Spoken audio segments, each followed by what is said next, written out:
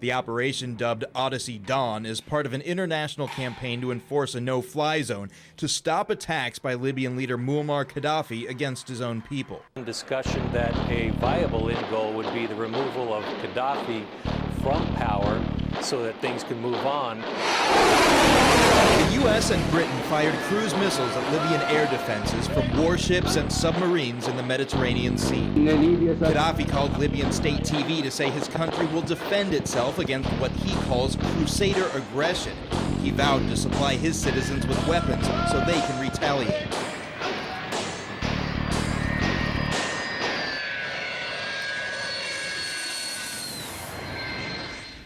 Hi, my name is Lieutenant Colonel Brant Riley, and I'm the commander of the 36th Fighter Squadron.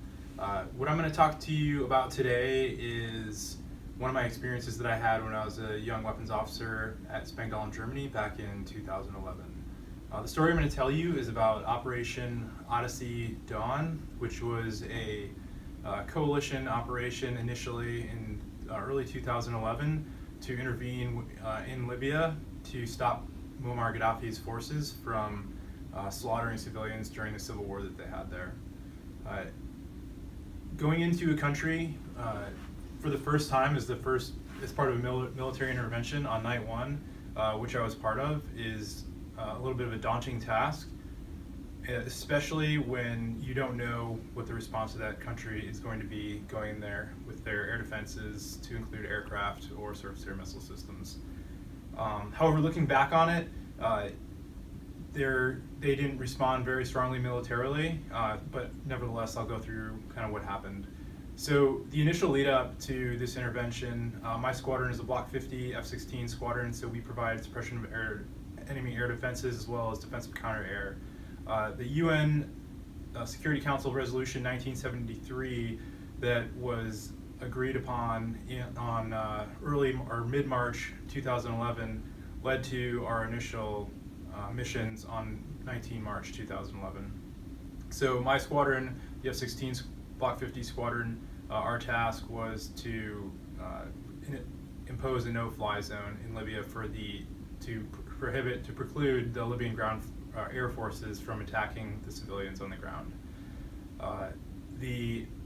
Some of the main takeaways from this operation were collaboration among different countries in Europe, the initial coalition of the willing, if you will, that participated in this operation, as well as within the United States military, trying to come together and put together a military intervention in place in a very short amount of time were some of the huge challenges that we saw. So to start off with, it was kind of like if you are been part of an ops wing before, when there's a recall, when something goes on.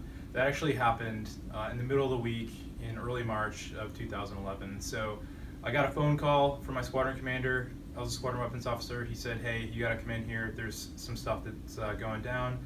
I show up to the squadron. I talk to my counterpart that is down at Ramstein doing some initial planning for this intervention.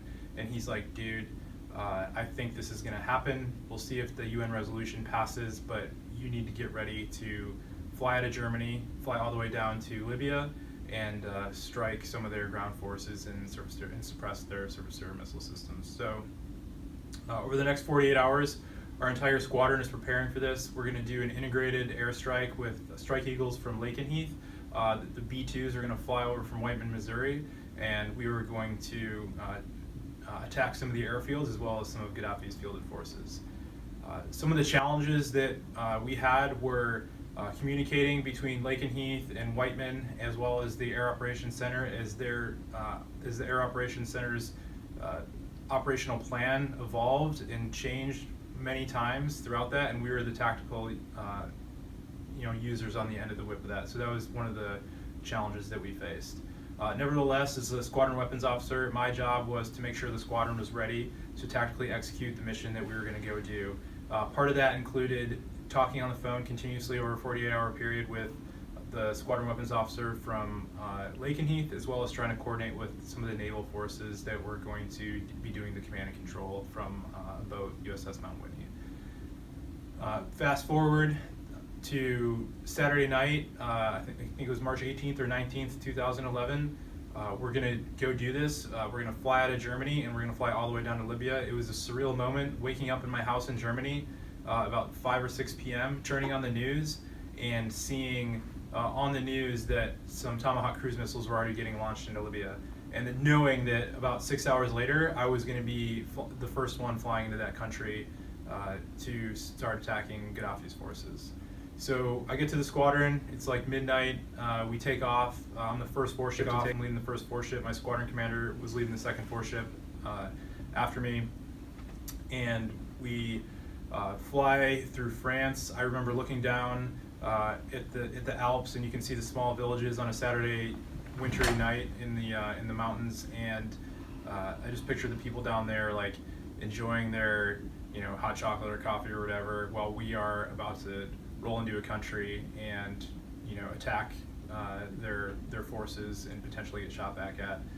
So it was kind of a surreal moment doing that, and then flying down the coast, and then looking as we approached Libya, kind of seeing my displays that showed the different threats that could potentially be a factor in Libya was, very, once again, very daunting situation for me, leading that warship into the country. So we are with the tanker all the way till about 200 miles off the coast. We leave the tanker. We're talking to the command and control agency, the Navy guys, and we're supporting a B-2 strike. So me and my wingman, we held off just off the coast of Italy. We were monitoring an airfield for any air threats that may pop up off of that, and then we watched as a B-2 just laid waste to an airfield and insert bombs just going off all over the place at night. So it was a pretty interesting scenario there. Meanwhile, one of my wingmen, a surface-to-air missile, SA-8 surface-to-air missile system, came online in the vicinity of where we were operating, and he shot a HARM, high-speed anti-radiation missile, at that site, and it hit the SA-8, and the Strike Eagles that were in the vicinity saw where that HARM hit, and then were able to identify Gaddafi's fielded forces and pretty much clean their rails on them. So we stopped Gaddafi's forces from moving into Benghazi that night, so that was a pretty rewarding experience, but a lot of that had to do with the integration and planning that occurred prior between Lakenheath and Spangdahlem, and we talked about how we would make that happen, so that was a really cool outcome there.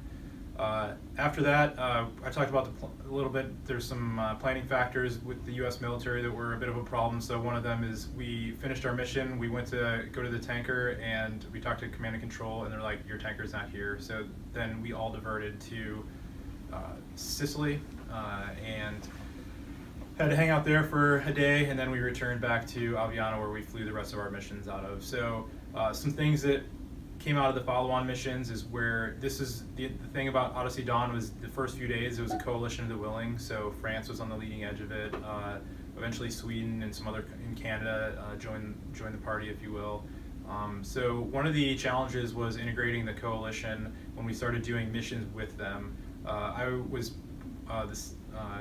providing seed support for the first mission that we did with Canada, Sweden, I can't remember a couple of the other countries, but it was a large coalition, but we had no way to communicate with each other. There was no secure means or anything like that. So I remember sending slides back and forth over Gmail on what the tactic and where the targets are and things of that nature, but it's just, there was no other way for us to communicate. So that's how we bridged that gap. Libya's air defenses were just non-existent, so going in there and striking the targets wasn't much of a factor. And everything worked out in the end, but communication is definitely something that is important when it comes to planning, and having a means to communicate with different countries, or even within the DoD is an important aspect to consider. So that was a unique mission that I flew, and then subsequently my squadron left, but it turned into Operation Unified Protector, which is the NATO mission, name of the NATO mission that they ended up executing in Libya. It continued throughout the summer, and then into the fall. Eventually, there was an airstrike that killed Muammar Gaddafi, and that was kind of the end of it. So, in the aftermath, there's a lot of good lessons learned to be had about communication, planning, integration, and other things like that. So that is my story. Thanks.